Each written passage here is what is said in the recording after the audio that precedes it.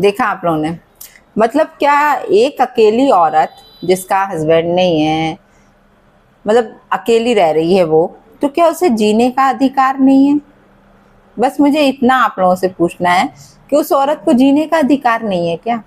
वो औरत खुश नहीं रह सकती क्या?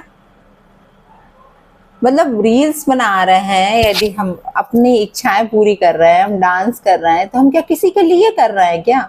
हम खुद के लिए करते हैं क्योंकि हमें अच्छा लगता है। और ये कहाँ कौन सी जगह लिखा हुआ है कि जिसका हस्बैंड ना हो, जिसके घर में आदमी ना हो, वो औरत को जीने का अधिकार नहीं होता? ऐसा मुझे बता दो, कहीं के कानून में लिखा है क्या, कहीं की हिस्ट्री में लिखा है, क्या लिखा हुआ? आप लोग प्लीज मुझे बताइए कमेंट करके। मुझे भी तो पता होना चाहिए ना कि ऐसा कहीं लिखा है, ऐसा कहीं होता है, तब मैं जानूं।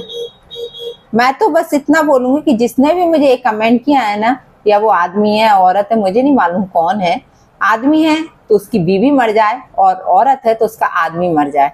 ये मैं अपने मुंह से बोल रही हूँ ना, आप लोग मत बोलना कि ऐसा क्यों बोल रही हो। इसलिए मर जाए कि उसे फिर बाद में एहसास हो कि कैसे रहना है हमें, अब अच्छे से जिंदगी जीना है कि नहीं जीना है, कि ऐसे ही रहना है। तभी तो वो तकलीफों को समझ पाएगा जिसने कमेंट किया है, क्योंकि वो उसकी जो मेंटेलिटी होगी ना, बहुत ही रद्दी किस्म की मेंटेलिटी होगी, मैं आप लोग को बता दूं।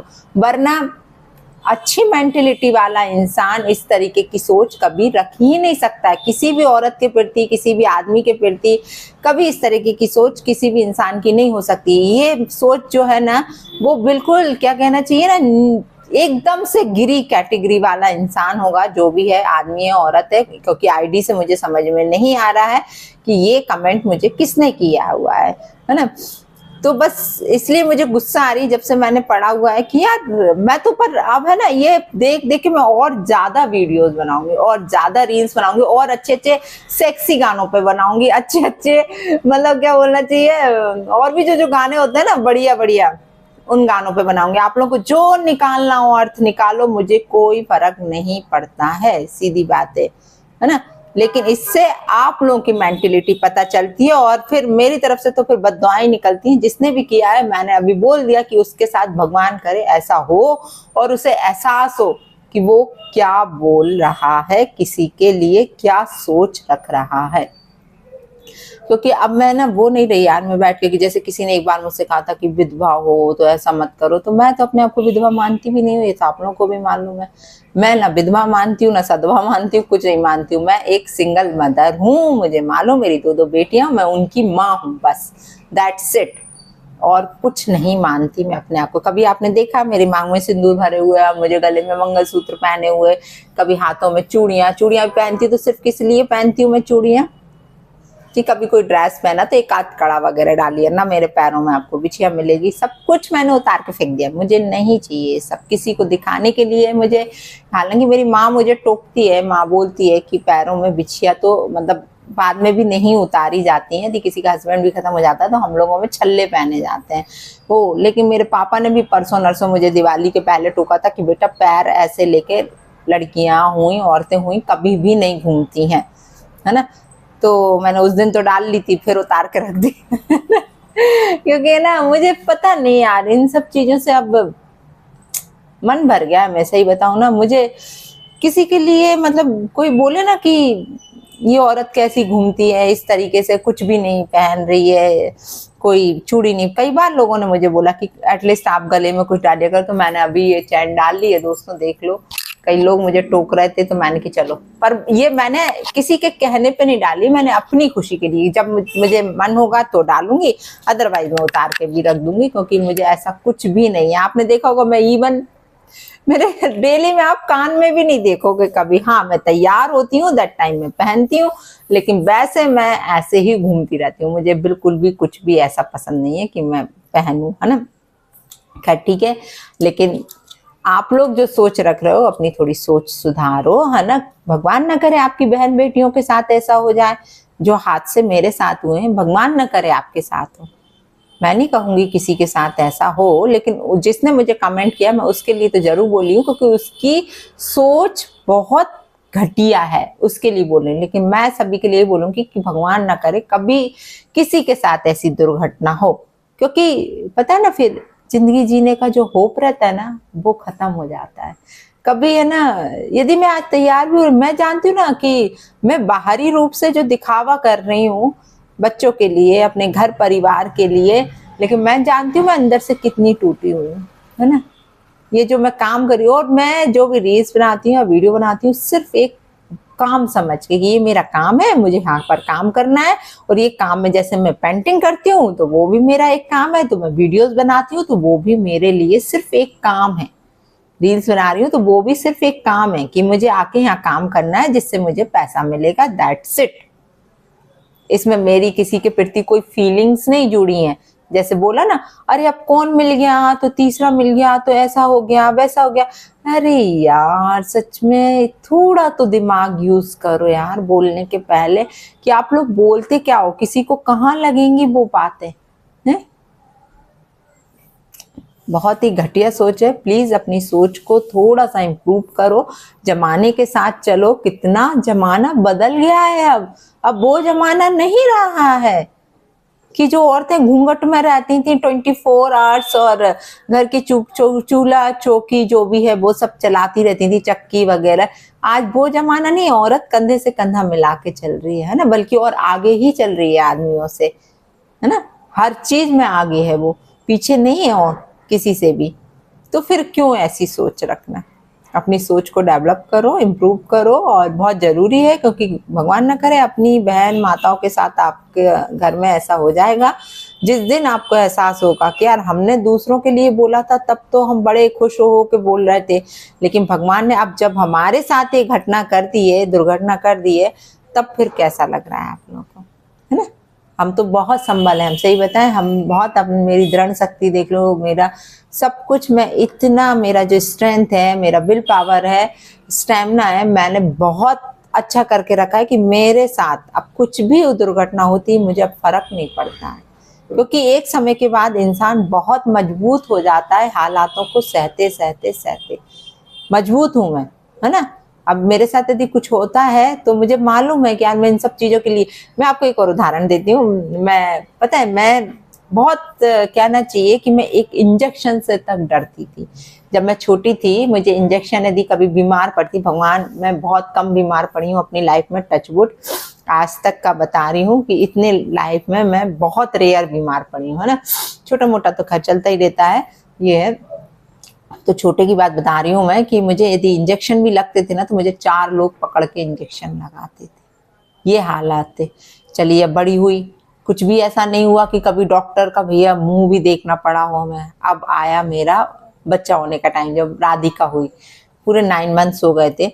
अब जब डॉक्टर ने कहा कि तुम्हारा तो सीजर होगा, हे भगवान, वो सुन के तो मेरे प्राण ही नहीं निकल रहे थे। बस ना जाने मेरे साथ क्या हो रहा था, क्योंकि जिस औरत को कभी इंजेक्शन भी ढंग से ना लगे हो, इंजेक्शन लगवाने में भी उसे नानी, क्योंकि जो 9 मंथ्स में भी इंजेक्शन लगते थे, मैं उसमें भी चीखती चिल्लाती थी। मैं आप लोगों को बता दूं, एक इंजेक्शन लगने में मुझे इतना ऐसा पसीने छूट जाते थे कि अब वो इंजेक्शन लगने वाला है।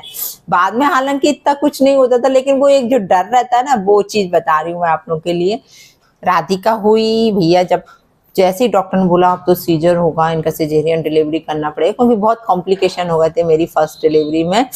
ये तो मैं लगातार रोई जा रही, मतलब ऐसे रो रही कि जैसे कि राम जाने मेरे साथ क्या हो गया है। और मेरे पापा सामने खड़े, और मुझे वो ग्रीन कलर का इन लोगों ने गाउन पहना दिया। तो जैसे ही वो गाउन वगैरह पहनाया नर्सेस वगैरह ने, और मैंने सामने पापा को देखो, कहने चलो अब ओटी में चलना आपको। मैंने पापा को देखा, मुझे लगा अब मैं सिर्फ आखिरी टाइम अपने पापा को देख रही हूँ, आज के बाद मैं कभी यहाँ से वापस नहीं आऊंगी, मुझे मालूम है मर जाऊंगी। मतलब इतना ज्यादा अभी मुझे हंसी आती है वो सब चीज को लिए सोच सोच के, लेकिन उस टाइम पे मेरी हालत ऐसी थी दोस्तों, ऐसी थी कि यार कोई देखता ना तो वो घबरा जाता कि इसको हो क्या रहा है, कि सिर्फ ओटी में ले जा रहे हैं इसलिए इसको, है ना। इतना मेरा बीपी लो हो जा रहा है, डॉक्टर कंट्रोल कर रहे, कंट्रोल कर, बस वो काहे के लिए हो रहा, डर के कारण। चलिए अब जैसे ही पहुंचे वहां पर मुझे लिटाया, तो वो जो एक डॉक्टर थे तो एनेस्थेसिया देते हैं, वो पीछे बैक में, मतलब एक इंजेक्शन लगाते हैं ताकि अपना जो पोर्शन है पेट वाला वो सुन हो जाता है। अब वो मैं बैठी, अब वो पीछे बैक मसाज करते हैं, देन वो कब लगा देते हैं पता है। अब मुझे उससे डर लग रहा कि ये वो भी यार जिसने कभी हाथ में इंजेक्शन, बैक में इंजेक्शन नहीं लगवाया, वो रीढ़ की हड्डी में इंजेक्शन कैसे लगवा सकता है यार। मेरी तो जान निकल की, डॉक्टर साहब मुझे बहुत डर लग रहा है, बहुत डर लग रहा है, मैं कैसे इंजेक्शन लगाऊं। तो कहते हैं कुछ नहीं, पता ही नहीं चले। और उन्होंने मालिश करते करते मुझे बातों में ऐसा लगाया कि मुझे पता ही नहीं चला इंजेक्शन कब लग गया। तो मैं कह रही डॉक्टर साहब लगाओ ना, लगाओ। तो वो बोलते लग गया मैडम, अब तो आप गई, सो जाओ। लिटा दिया उन्होंने। तब मुझे एहसास हुआ कि हाँ यार, मुझे इंजेक्शन लगने का मुझे पता भी नहीं चला कि कैसे लग गया वो इंजेक्शन, जहाँ कहाँ मैं इतना आंधी तूफान मचा रही थी। मतलब ये कहते हैं ना, अब जब डिलीवरी होने का टाइम हुआ तब सुन हो गया, कुछ पता ही नहीं चल रहा मुझे कि ऑपरेशन, हालांकि मैं होश में थी, मुझे इतना मालूम है कि कैसा क्या चल रहा था। तो जब हो गया सब कुछ, 1-2 दिन में सब रिकवर हुआ, 3-4 दिन लग गए, फिर 7 दिन में तो अपना क्लास भी लेने लगी। मैं सिर्फ सुनाने का ये मतलब है कि जब मेरा सेकंड डिलीवरी का टाइम आया ना, क्योंकि फर्स्ट में ये सारी चीजें मैं सह चुकी थी, सेकंड डिलीवरी में बहुत ही ज्यादा लाइफ में प्रॉब्लम्स चल रही थी। मतलब मेरे केसेस वगैरह भी चल रहे थे राधिका के पापा के साथ, इन लॉज के साथ।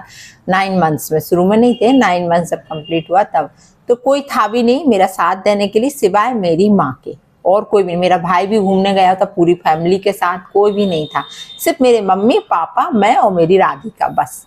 अब डिलीवरी होना थे। जैसे ही डॉक्टर ने डेट दी थी, मैं उस डेट को, ना मुझे दर्द हुए ना कुछ हुआ, मुझे मालूम था कि मेरा तो पहली डिलीवरी सिजेरियन हुई है तो दूसरी भी होनी है।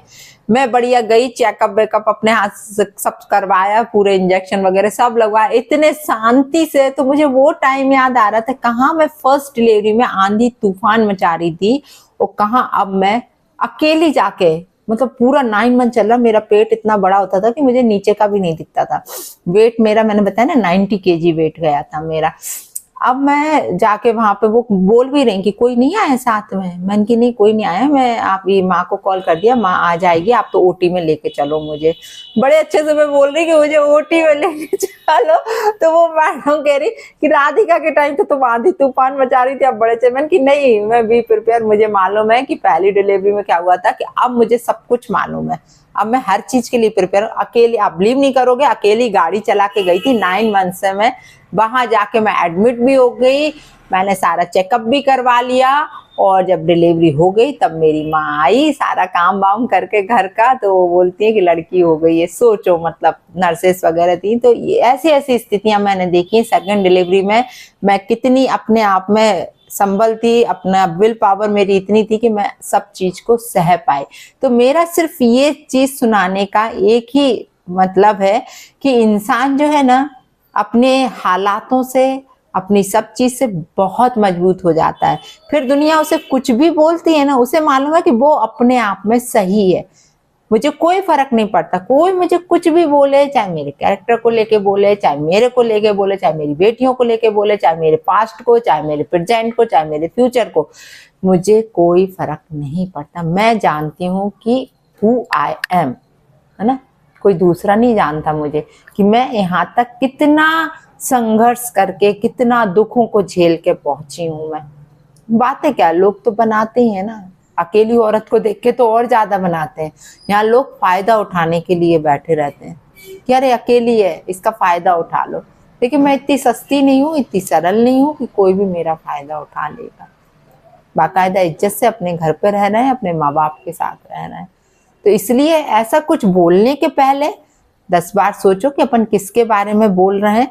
यदि हम खुश हैं, यदि हम खुश होकर अपना जीवन जी रहे हैं, तो आप लोगों को क्या प्रॉब्लम है यार।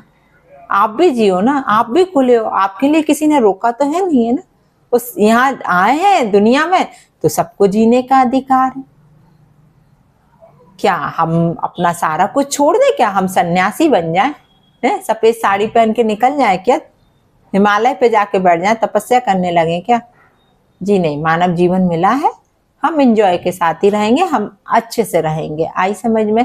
इसलिए कमेंट करने के पहले 10 बार सोचो कि हम किसके लिए क्या लिख रहे हैं। वो आपके लिए वापिस भी आ सकता है, आपके घर में ही वो दुर्घटनाएं हो सकती हैं, हो सकता है आपके साथ खुद हो जाए वो दुर्घटना, तब आप क्या करोगे।